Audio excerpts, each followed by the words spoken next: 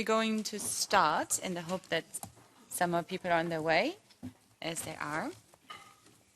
So welcome everybody. We're starting the day with an exchange of views on the EU visa policy for human rights defenders.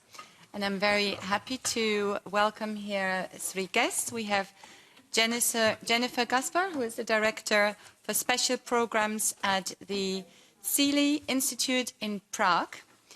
We have Arzu Gebula, is that the correct pronunciation? Thank you. And Elizabeth Divik, correct? Who is Program Director of International Cities of Refuge Network and a representative of the EU Temporary Relocation Mechanism. A key priority for our subcommittee, as also set out in the annual report adopted last week in the plenary session, is the support to human rights defenders. In our exchanges, we regularly discuss different aspects and held exchanges on the implementation of the EU guidelines, environmental human rights defenders, shrinking space for civil society, or the legal profession, just to name a few. Policy coherence is one of the key terms often repeated in the context of human rights policy. This remains a challenge, also with regard to the response to threats to human rights defenders. The EU has significant policy commitments. It also established a dedicated mechanism and funding for this area. One such policy response is providing emergency assistance, temporary shelter in the EU, and respite to human rights defenders who are threatened in their own country. Nevertheless, human rights defenders still face some important legal and practical hurdles when they seek temporary shelter away from home in the EU, notably obtaining a visa swiftly to enter the EU. I must note right at the outset that human rights defenders typically only seek to leave their own country as a last resort, when persecution and threats against them are serious, and even in that case, they mostly prefer staying close to home in the same region. When they leave, they mostly do this on a temporary basis and seek to return whenever possible. This is also a topic that is often misunderstood.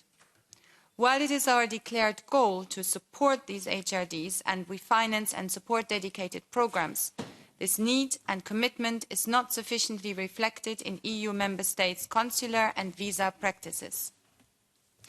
Today we have some speakers with us who will highlight the challenges and formulate recommendations as to how the situation could be improved. We hope that today's exchanges will also facilitate and prompt further similar discussions in the relevant Council working groups. Academic experts and civil society representatives are also closely involved in discussions on this topic. In November, EU-based NGOs convened in Prague to deliberate on this topic and formulated recommendations for visa reform for human rights defenders. We have with us today Jennifer Gaspar, Director for Special Programs at the Central and Eastern European Law Institute, Sealy, in Prague, who will talk about their project and recommendations. Ms. Gaspar, the floor is yours. Thank you. Madam Chairman, members of the subcommittee, and friends and colleagues.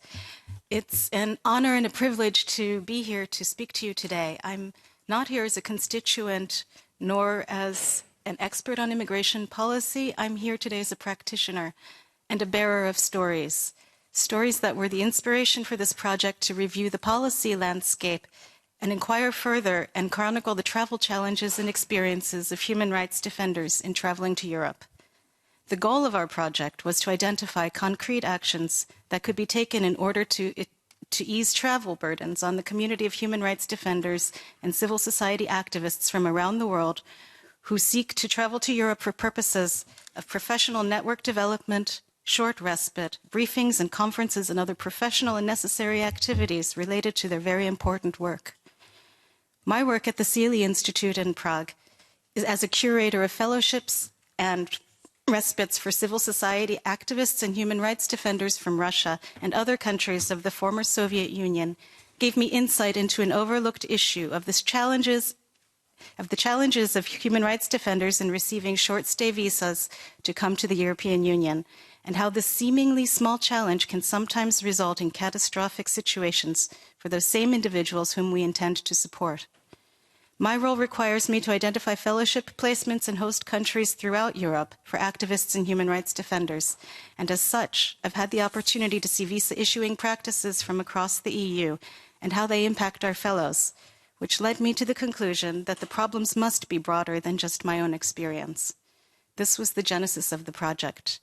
This project was the combined effort of many people, particularly human rights organizations who helped with the distribution of surveys and with encouragement and insistence in refining the recommendations of our report. To be clear about the parameters of our project, we intentionally focused our research and recommendations on the practice of issuing short-stay or 90-day Schengen visas to EU countries. We recognize that there are existing mechanisms for emergency visas and temporary relocation visas for human rights defenders, but this was not where we focused our attention. As the term shrinking space for civil society has become normal parlance among NGO and policy sectors in the West, we feel that the direct impact of that shrinking space those who feel the direct impact of that shrinking space need to even more acutely keep strong connections with their colleagues in Europe and vice versa. And these connections have been thankfully sponsored by a myriad of programs and seminars, conferences and briefings and respites in the EU, often sponsored by the EU and EU member state grants. And the situation with shrinking space has also meant that the term human rights defender has necessarily broadened beyond our previous definition and become a much more flexible term, as it also includes those struggling for the right to association and freedom of speech in their home countries and everyday activities as civil society activists, where they can now face imprisonment or worse for the mere fact that they are participants in the third sector. This report, there are copies, I think, being circulated of the executive summary and the recommendations. It's a culmination of the analysis and research on EU visa policies and mechanisms, anonymous surveys of 123 self-identified human rights defenders from 10 countries of the former Soviet Union and Turkey, and in-depth case studies of the challenges faced by individual human rights defenders in applying for visas to travel to Europe. In authoring this report, it was our hope that our colleagues in much larger human rights organizations in Europe would be able to use this as their own advocacy tool to speak to policymakers at the EU and member state levels for improved travel conditions and access for their colleagues from countries outside the EU. I'd like to highlight some of the data from our anonymous human rights defenders survey that we found instructive and confirmed some of our assumptions about the community of human rights defenders and helped in the formation of our recommendations. We surveyed the community in 10 countries to understand their demographics and travel patterns. Of 123 surveys received, 43% of the respondents were women, 46% men, and 11% from the LGBTI community. 67.3% were between the ages of 25 to 44, in other words, young to mid-career activists and professionals.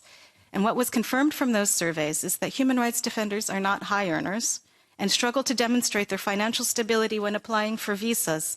53% of those surveyed made less than 5,000 euros per year. They are frequent travelers to the EU, with 35% of those surveyed reporting more than 5 trips per year, and yet 53% of those surveyed did not hold a current Schengen visa. And 20% reported that having more than 5 Schengen visas in their passport in the last 5 years. And this indicates a pattern of issuing visas limited to specific events. For example, a 6-day visa for a human rights defender to attend a 4-day conference. My colleague Arzu will touch upon this further in her remarks, but this particular practice is an extraordinary burden upon those who come frequently to Europe and are often issued visas by different EU states for various events. They face the consistent pressure of paperwork, the time required for application preparation, and the cost for visas over and over again. 68% of them have never had their visa fees waived by the inviting country, and 22% have paid for expediting or visa application assistance from third parties because of the time and the difficulty involved in the process for them. Of the biggest challenges cited by human rights defenders in obtaining visas, 66% said that the amount of time it takes to apply, including the time in gathering necessary documents and completing application forms.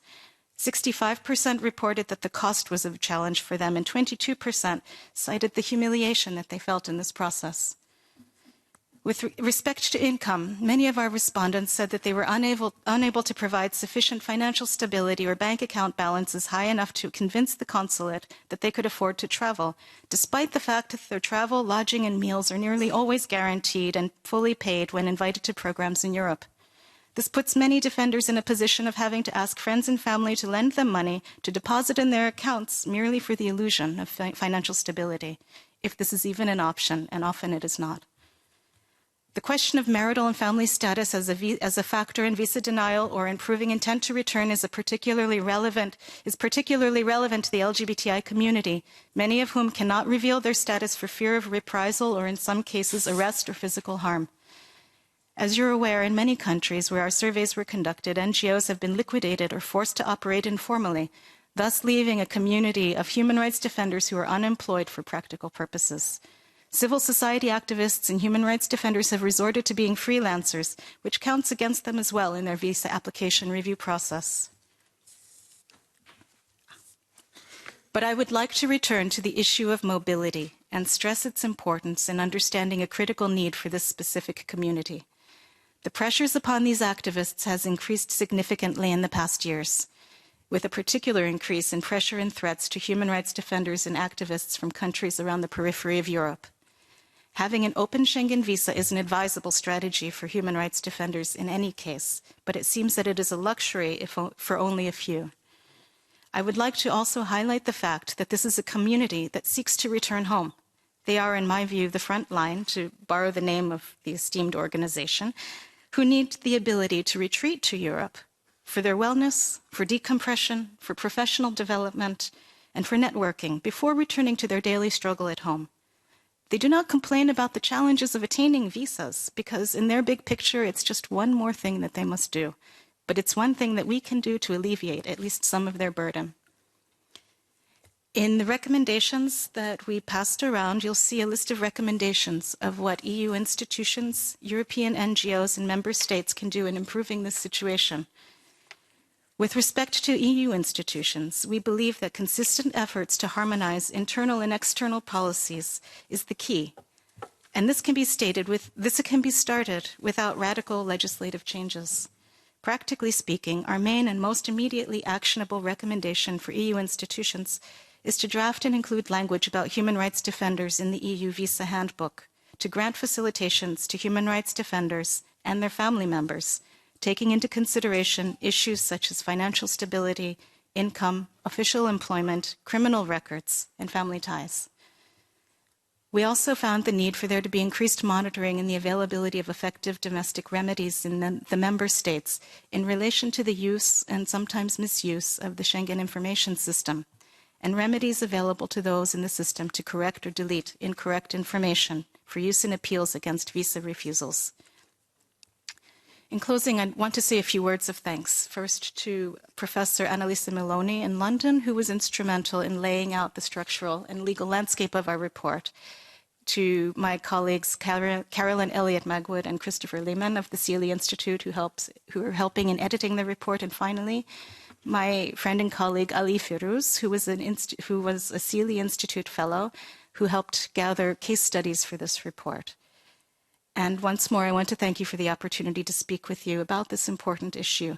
We remain convinced that a few small adjustments and the promotion of a human rights-oriented lens through which Schengen visa applications can be viewed for human rights defenders would go quite a long way in easing access to the EU for this very important group. Thank you. Thank you very much, Ms. Gaspar.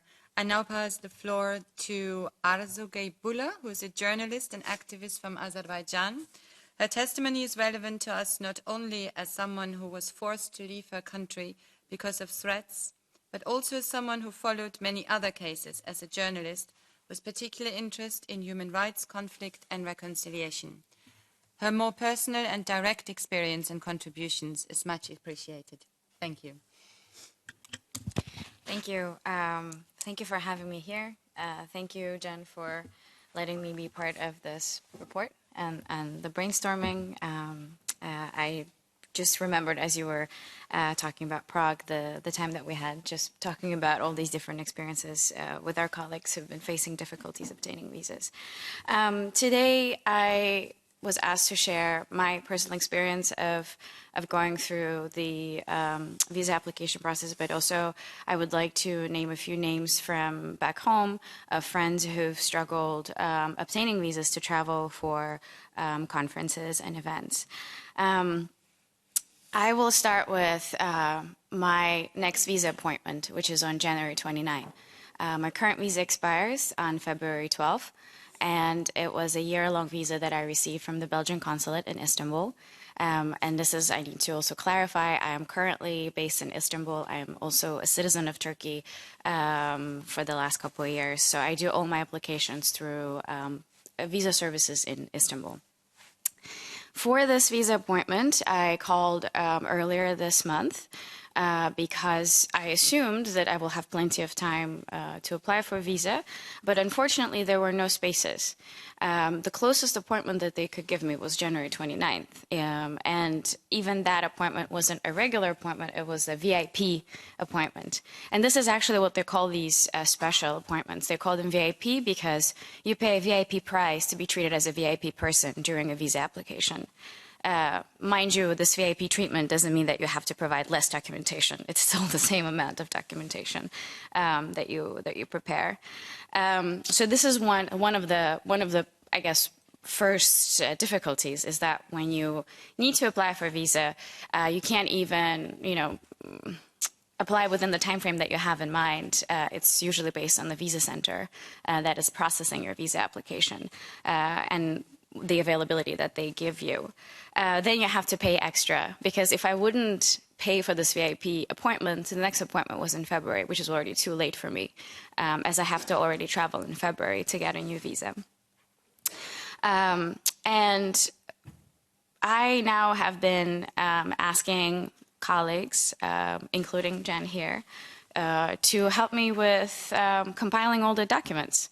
And this is third difficulty within the visa application process. It's the documentation that you're asked.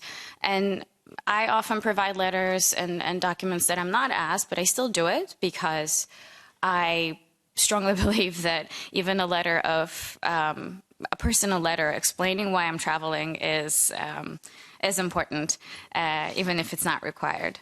And I call this time of year a time of year when I feel like a beggar, because I basically email everyone that I know, especially EU-based organizations that I've collaborated with in the past or that I'm working at the moment, to write me a support letter.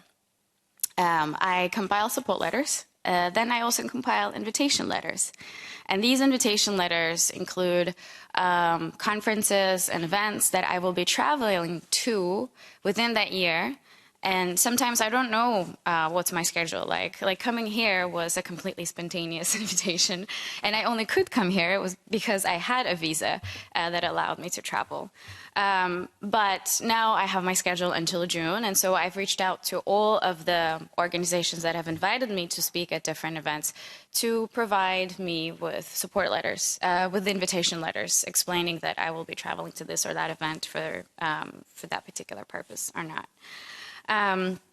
Then I also gather letters of employment, because I'm a freelance journalist, so I don't work at one place. I work with several publications, which requires me writing to all my editors and asking them to give me an employment letter. Sometimes it's multiple, because sometimes I work with several publications. Sometimes it's just one or two, because it really depends on who I'm working with that year or within those 6 months or 3 months, depending on the visa duration that I'm getting. Bank statements, that's always the fun part, because I go to my bank and I tell them that I'm applying for a visa, and they have to give me this circulation of the transactions from the last 4 months, and also this general document that says like what I have in the bank. And property ownership and insurance, even though I have an international insurance, I still have to get this travel insurance because it's part of the documentation. And I have to do this every time, obviously. And of all this process, throughout this whole process, I still consider myself lucky because I get a long-term visa. I get a year-long visa or a 6-month visa, which is a huge thing because when I started traveling, and I don't know how many times you have applied for visas, but I've been traveling since 2005, and the number of Schengen visas I had to apply for, I don't know, probably over 100. Because in the very beginning, I was only getting 2-day visas, 3-day visas, 4-day visas.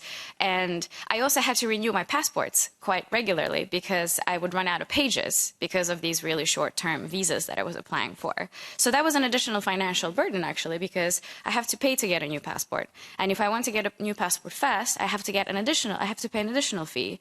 And actually, quite often, I do have to pay an additional fee because I'm traveling somewhere and I don't have time to wait for a week or 2 weeks, depending on the processing time of the passport. Now, what I wanted to say next was the visa centers, because Turkey is one of the countries that has switched to receiving applications to visa centers. And depending on the consulate depending on the country that you're traveling to, it's a different visa center. But they don't really have a good reputation because the people who work there, first of all, they have no understanding whatsoever of what a human rights defender is or, what an emergency is. They simply have a list that they need to tick off every time there is an application. So if I'm coming with a package that's this thick of all the documentation, if there's one missing document, they will tell me, and I have experienced this, that, well, this document is missing. And I cannot explain to them that I actually don't need this document. And I'll give you an example. Last year, I was accepted to a fellowship program in Prague, and it was a 3-month fellowship program. And my Schengen visa was ending, so I was applying for a new visa.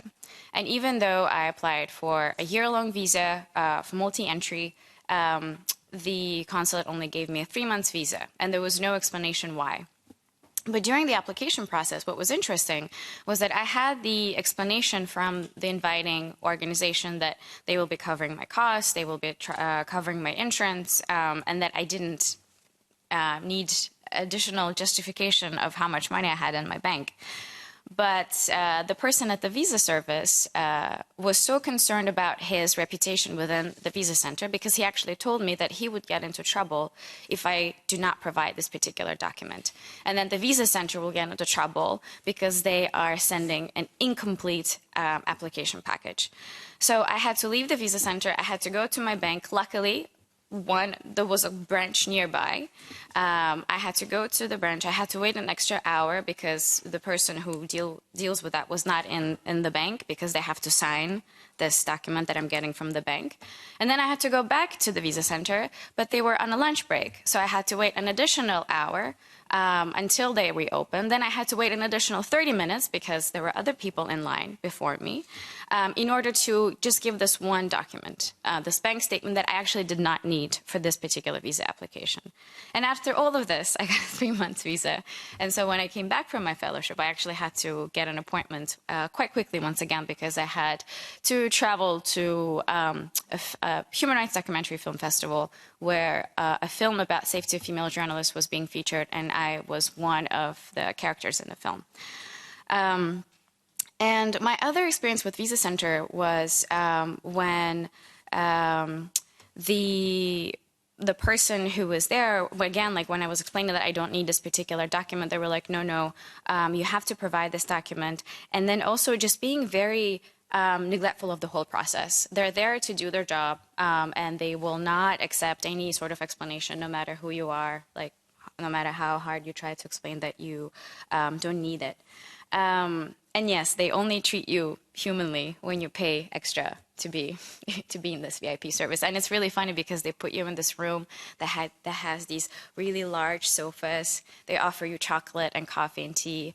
And it also just feels really bizarre because you walk through this line of people who are sitting in a normal waiting line, and then you go into this special room where you get special treatment because you're paying extra. So that's another issue I wanted to mention. And again, repeated number of applications and costs. I was just looking through my passport just to see how many visas I've received in the last couple of years, and there have been 4 Schengen visas, 1 3 months, 1 6 months, and 2 year-long visas. And again, I consider myself lucky because the last one was a year long, and it saved me from spending so much just on the application process, plus the visa center fee, plus the VIP treatment at the visa center. Now, when I started my presentation today, my intervention today, I mentioned that I consider myself lucky because, for instance, a colleague of mine who is a former political prisoner who was released last summer in August, him and his wife, who is also a former political prisoner, actually, the whole family has been in jail multiple times. They applied for a visa to travel to Germany for an event, and they both were denied the Schengen visa. And that was because of no particular reason, but the fact that the consulate feared that they may not return back to the country. And one of the things that Seymour said, Seymour Hazi is the name of the journalist who was denied the visa, he said, it was really hard for me. It was more humiliating for me to receive this answer than not to receive the visa, because I spent 5 years in jail. Had I wanted to emigrate, had I wanted to seek asylum, I would have done it a long time ago and not spent all this time and my life in jail. And another example, and I would end with that last example, is another friend of mine, also a journalist, who has had some health complications. She needed a hip replacement because it's a health concern that she's had. And she couldn't travel for treatment for the last 6 years because she was on a travel ban list, because she worked for a publication that is not only blocked in the country, but they're actually in exile. And several of their staff were on a blocked list of people who could not leave the country because of the ongoing investigation against the criminal investigation against the publication. And so when she applied to travel for a medical checkup, she was denied the visa, again on the same ground that she may not return. Also, she's not married, and she did not have enough money in the bank to show that she could support herself. And we were talking with Reporters Without Borders, other organizations that work with journalists to actually provide support letters and explain that this is, obviously she's not intending to seek asylum, but she's coming for a treatment. It didn't work. So we had to basically rework and hack the visa application system and go through a different process in order to have her see a professional, a medical doctor abroad for an opinion on what to do next. I will end here, and I'm looking forward to the questions. Thank you. Thank you very much. Ms. Gebula, I couldn't help but thinking throughout your presentation that this may be the future of my own countrymen and women. I hope not. But joking aside, of course, it's good to have a personal account of this, so thank you for that. There are various actors involved in the support of human rights defenders, amongst them the International Cities of Refuge Network, or ICORN, which is a member of the EU Temporary Relocation Platform. And we're very glad to have here Elizabeth Divick, who is the ICORN Program Director, and will give us the perspective from these organizations. The floor is yours. Good morning. Thank you very much, Madam Chair, members of the subcommittee, ladies and gentlemen. I am here on behalf of ICORN, the International Cities of Refuge Network, to share some good examples of what is possible. ICORN is an independent membership organization with a vision to improve conditions of freedom of expression worldwide. Our current 70 members are cities, represented mostly by municipalities, but also by other actors like literary institutions, universities, and NGOs. Each city offers a 2-year remunerated residency to journalists, writers, or artists who are persecuted because of their work. The residencies are long-term but temporary. The individuals who apply for residencies with ICORN are no longer able to work freely in their home countries. They are human rights defenders, actors for change, and often suffer serious human rights violations due to their expressions, be it journalism, research and non-fiction writing or creative work. They are eager to continue their work but can no longer do so from home. Of the 70 cities of refuge in ICON, roughly 65 are spread over 15 European countries. The rest are in the Americas. I speak here also as a member of the European Union Temporary Relocation Platform.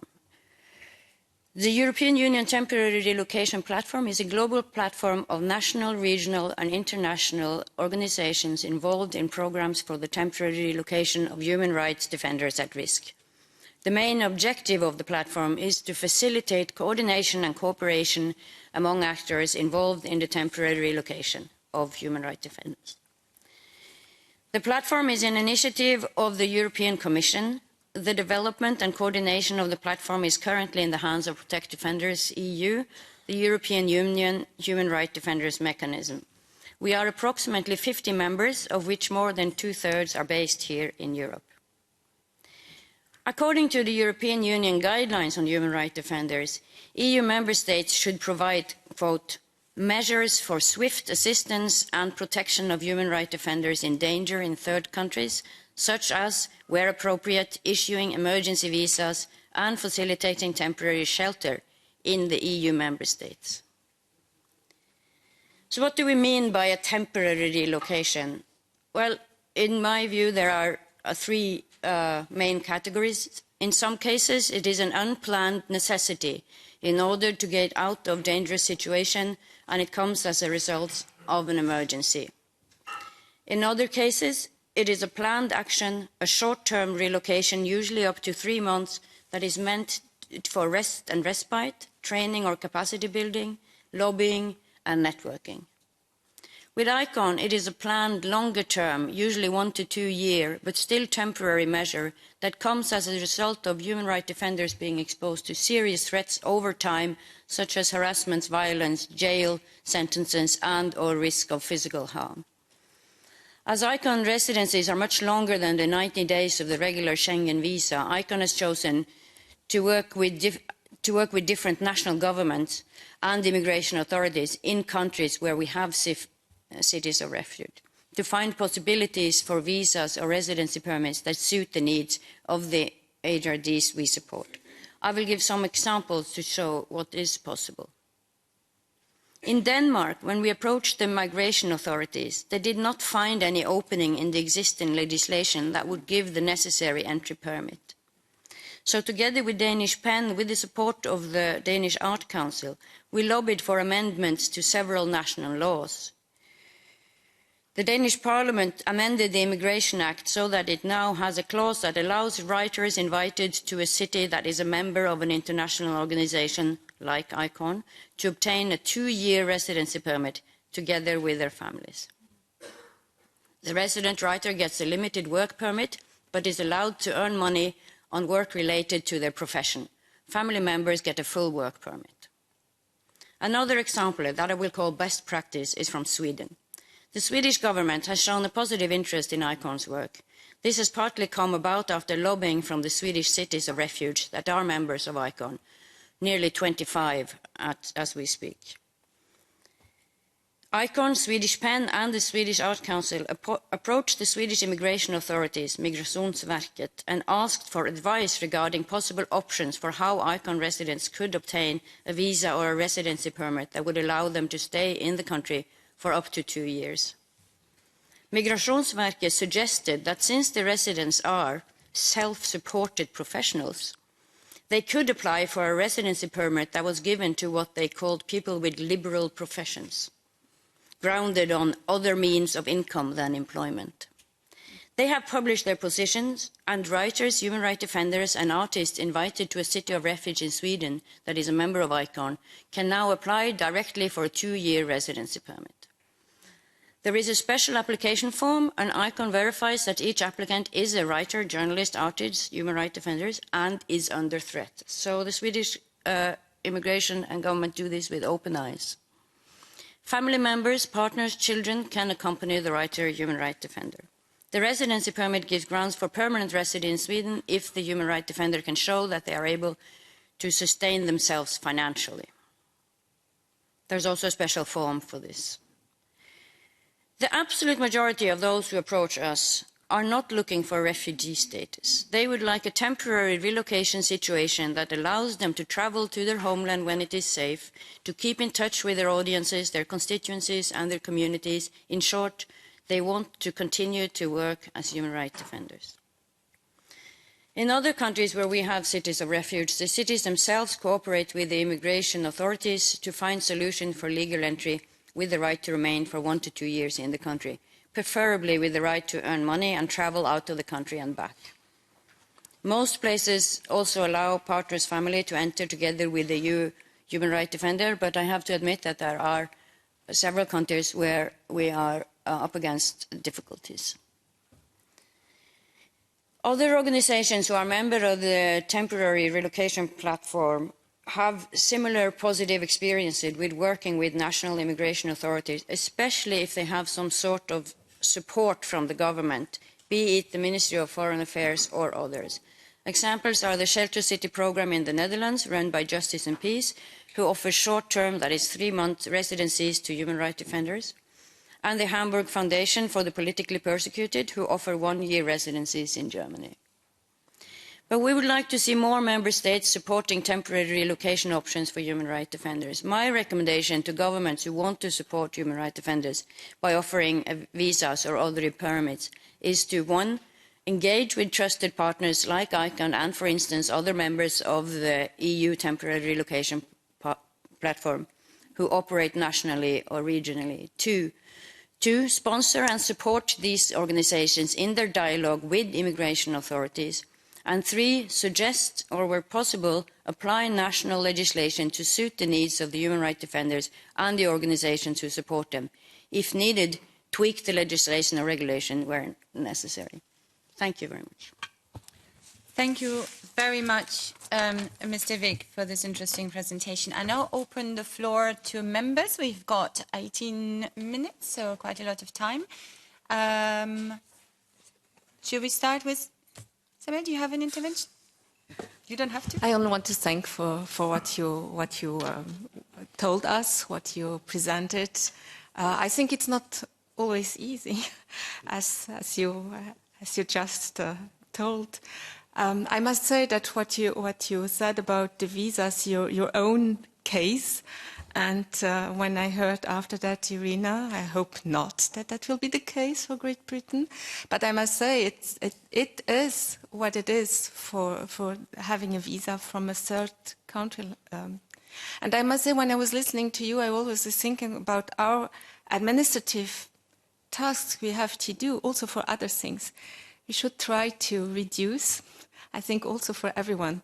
But it's right, you have other problems that you are facing, and we would want that it would be some easier for you because you have also all the other things. But in fact, it's what it is. I don't think it's harder from the administrative perspective for the human rights defenders, but it's not easier. And you have such a burden on your shoulders that it seems like this on top of it. So, but I think it's our way to proceed, and it's like we should really look into it. Thank you so much for your work and for what you do. Thank you, Isabel. Anybody from S&D who wants to raise anything? And I pass the floor to Phil, please. Yes. Firstly, I think that it might be useful to work out some form of universally accepted definition, because I think if you put yourself in the place of the bureaucrat who's processing the forms, then what to them is a human rights defender?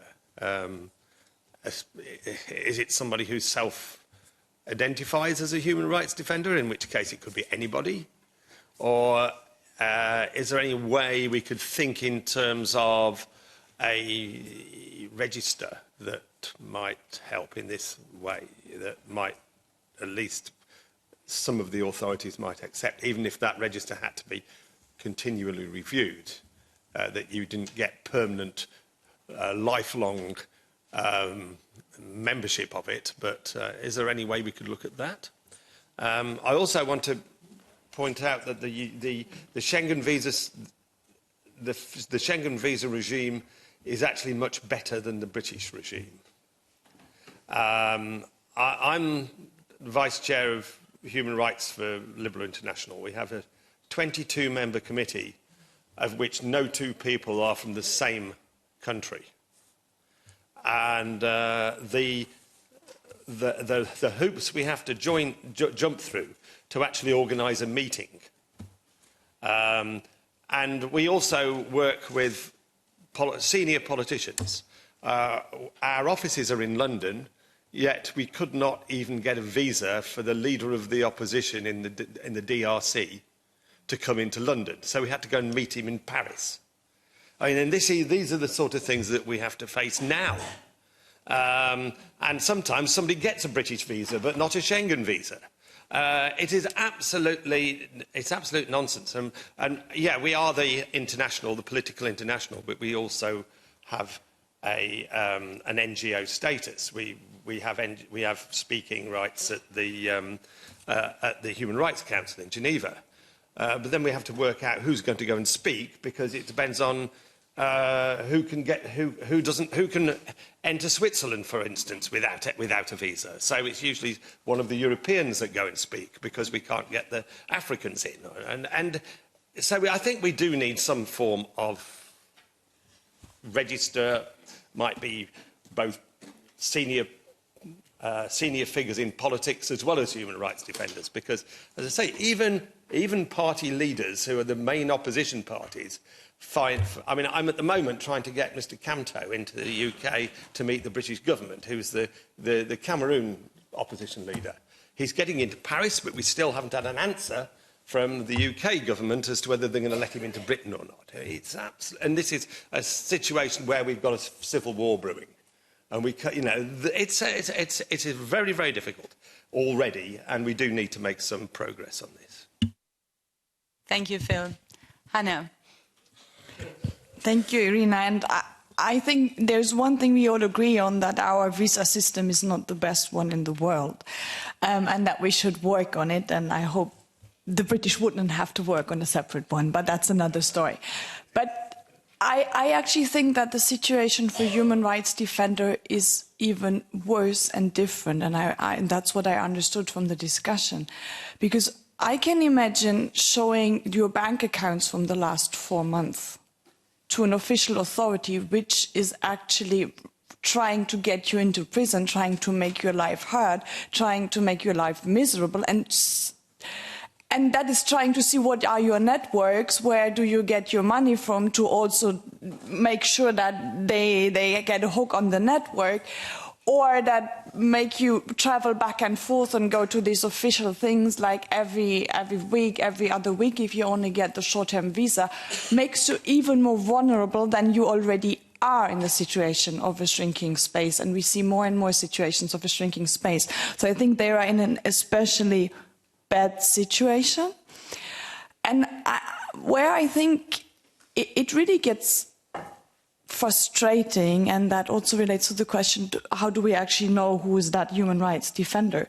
We have EU programs, and you even said it's a program sponsored by the Commission. We have EU programs on human rights defenders. They having conferences and network events in Europe for a good reason, because we want to improve the situation for human rights defenders. And if they invite human rights defenders to come, these people don't get a Schengen visa. This is the situation we have.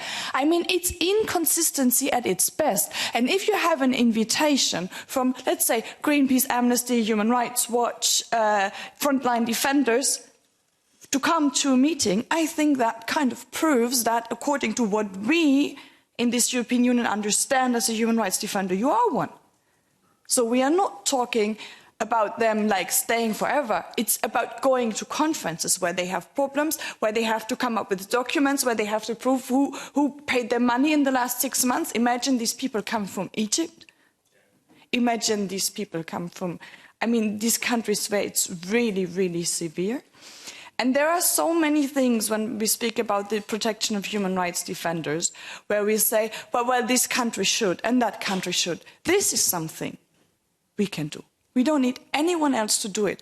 And I like the recommendations, and they are very concrete. They say, basically, we need to look in our handbook for those who actually do run through these assessment processes.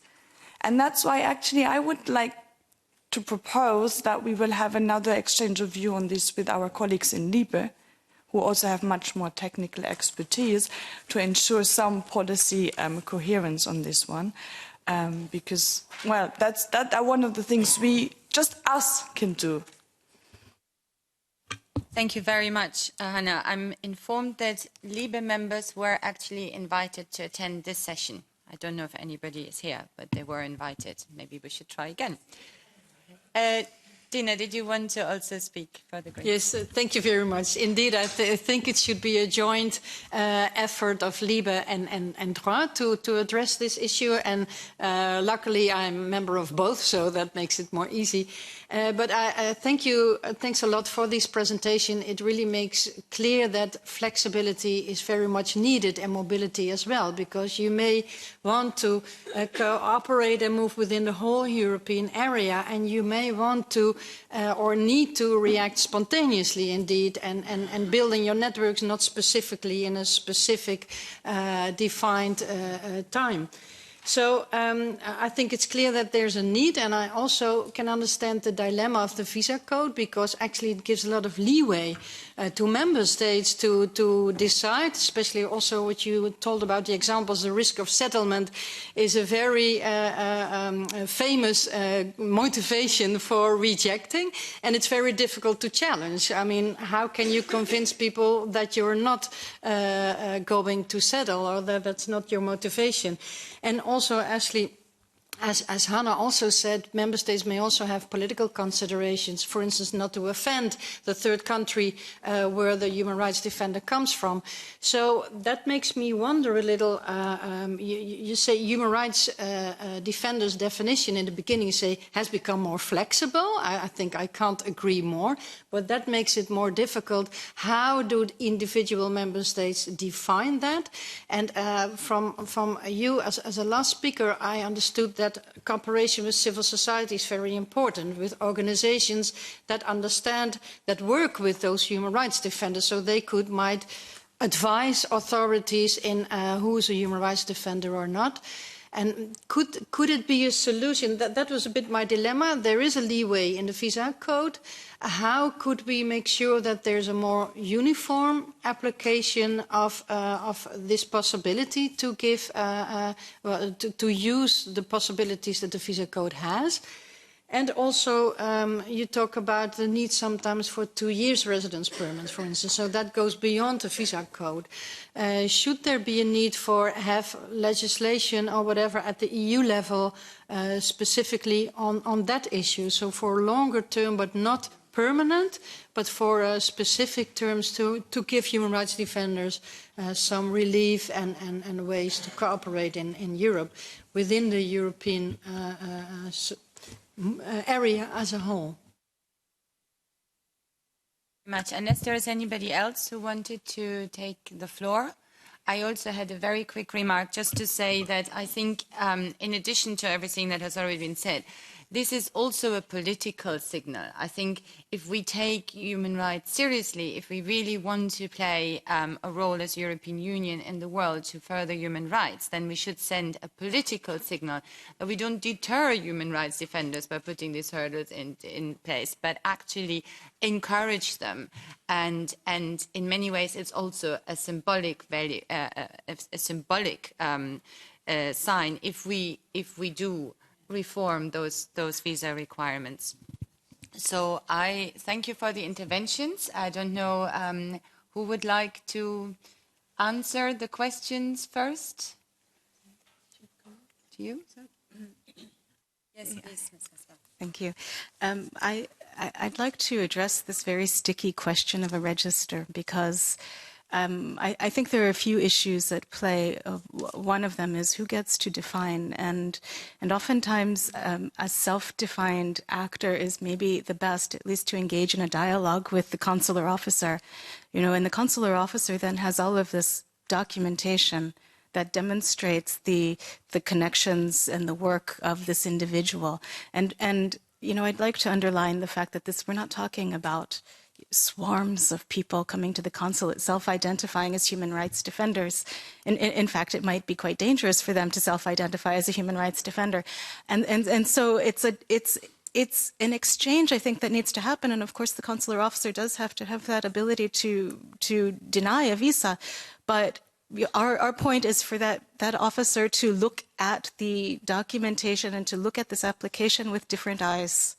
And for that, I don't think it's necessary to have a registry. The other point of a registry is, of course, security. And lists get shared, they're leaked. And this can mean very, very serious danger for some of our colleagues. So that is my point on the registry. I don't know, maybe my colleagues have more to say about that. Thank you.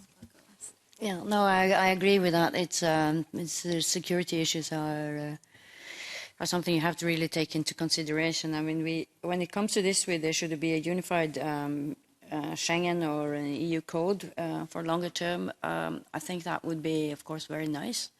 But that's we don't have the time in a way to wait for that. So we have whatever is quicker is better. So that's why I also recommend that each member state see what they can do, because everything helps, and then maybe work more closely on the Schengen visa that you already have and see how that can be applied. For instance, if you have been approved, maybe it could be quicker to get the improvement next time and don't have to document everything every 6 months. So that's sort of thing.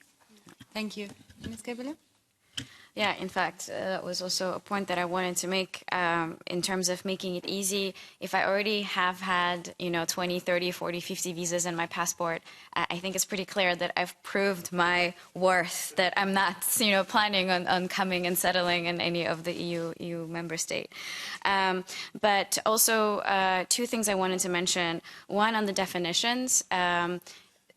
Defining human rights defenders, it reminds me a lot of the conversation that has been going on about defining political prisoners, and it reminds me a lot of my government that claims that, well, there is no single definition of political prisoners, so therefore the 100+ people who are currently in jail are not political prisoners, even though they are. But that's the other thing, because you will never have a good enough definition based just on previous experiences. About the bank statements, thank you for bringing that up, because what if your bank account is frozen by the same government that you're a citizen of? Like, what if you can't even show the last 4 months because your bank account has been frozen for the last multiple years? That's another issue. And yes, I would end my rant here. 2 minutes left, which is not bad. And finally, I would like to give the floor, I believe we have here from the Commission, DG Home, Ms. Sorensen. Anywhere? Yes, thank you. Thank you. Yes, 2 minutes is a bit short, but it may be rather symbolic, because I think there is a need for your community to open up to sort of actually get better and more neutral information about the visa policy. I will try to do it in 2 minutes. When I talk European visa policy, it is, of course, short-stay visas, and I'm happy for the gentleman who actually or indicated that it may not be the worst visa system, the Schengen system of this planet, and also. It is fairly, in your recommendation, you talk about a web of legislation. It is fairly simple. There's a list of visa required and visa waived third countries. That's one regulation. And then there is the visa code, which is the kind of recipe book. How do you do to apply for a visa and to process it and to issue it? And that has recently been revised. And I should say, before doing that revision, we actually had a public consultation where people could share their views on the current visa policy.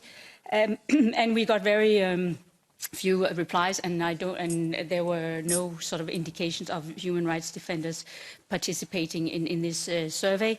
So rather than speaking among yourself, maybe it's time to reach out to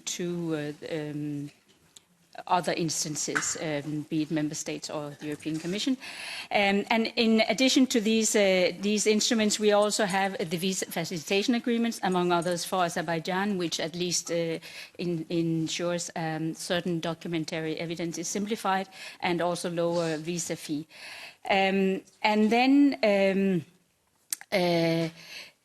there's been a talk about definition, which is indeed very difficult, and I don't think it's a line to go down.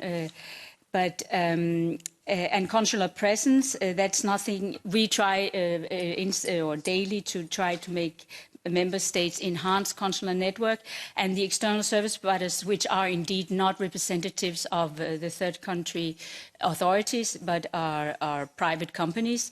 They have, for the good and for the bad, ensured a much better presence so that people don't have to travel long distances, because consulates, embassies are in capitals normally. It does cost a fee, but that's how the system operates. And then just to since I don't have time to go into more detail about all the issues raised in your recommendations, which would have been good, because I think they're based on some basic lack of knowledge. And to say that this visa code that has just been revised, and there is no mention of any, we have actually eliminated mention of specific categories of any kind of applicants or travel purposes, for the simple reason that we want to facilitate visa requirements and visa procedures for everyone, not specifically human rights defenders who may have all good reasons to claim to be to need visas more than others. I mean, many people, there are like 16 million visa applications a year, and they all have legitimate reasons for applying for a visa. But in this revised visa code, with no specific categories except for seafarers, but we don't. I don't think you'll be particularly interested in that. We have made more generous and harmonized and actually stricter rules on the issuing of multiple entry visas, with the progressive. It's a so-called cascade, whereby after you've had some visas you will be entitled to, and that means shall be issued 1, 2, 3, up to 5-year visas with 5 years validity. And then also here it says that the Commission should monitor member states. I just want to call or draw your attention to the regular Schengen evaluation mechanism, whereby we actually evaluate all member states in the field of in the entire field of the Schengen acquis, and we use as basic reports risk assessments from Frontex, but also from the Fundamental Rights Agency. So we do not sit only in our offices. We actually go out and have a fairly good impression of what's going on the ground. Yeah, I think that is all there is, but I mean, we're always willing to share our knowledge for your cause. Thank you very much. I have asked the Commission to be very brief, so did you want to very quickly respond? I mean, it's just a very brief remark, because I actually thank you for what you shared with us, because it clearly shows that we should actually engage with each other, because you're an expert on visa regulations, we are experts on human rights, but the general understanding should be that we need to protect human rights defenders. The space is shrinking for them, and I don't want our visa regulation to be part of this shrinking space. And whatever way we can find, that's according to your rules, but still in our intention, I think, brings us ahead. Thank you very much, everyone. Unfortunately, we've run out of time. It sounds like there is space for some further engagement with the Commission on this, so maybe if there are misunderstandings, we can take this offline. For now, thank you very much, everyone, specifically to our guests, and good luck. Thank you. Thank you. And thank you to everyone, since this was my last chance to chair on my very last Human Rights Committee session. I would also like to thank everybody for bearing with us, and we'll be back. Thank you.